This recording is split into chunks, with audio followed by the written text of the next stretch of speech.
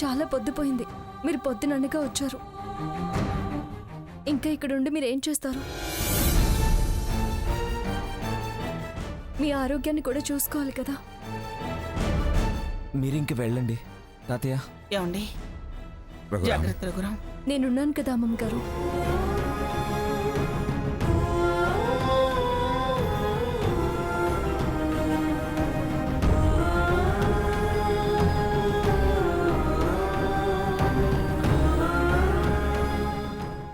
రఘు, నువ్వు కాసేపు నిద్రపో.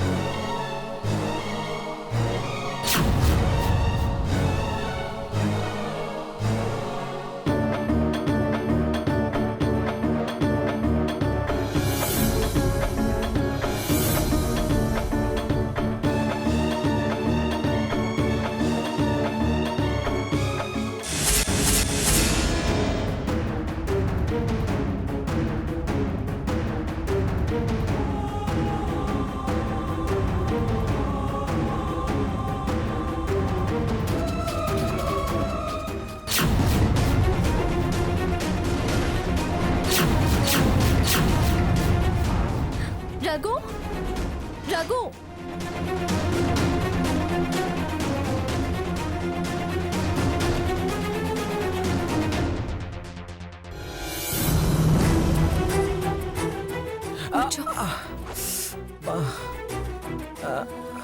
ఏంటి రఘు ఇది? బెడ్ మీద నుంచి కిందికి ఎందుకు దిగావు?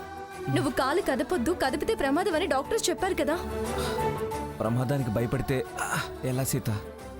మనం సాధించాలనుకున్నది ఎలా సాధిస్తాం? ఈ పరిస్థితుల్లో ఉండి సాధించాలి అంటావే? పోటీలో పాల్గొనడానికి పేరిచ్చాను కదా. ఏంటి, రేపు పోటీలో పాల్గొంటావా? అవును సీత, ఈ అవకాశం మళ్ళీ రాదు.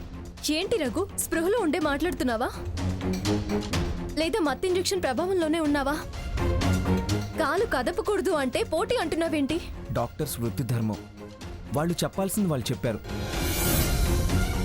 నా కర్తవ్యం నేను నెరవేర్చాలిగా.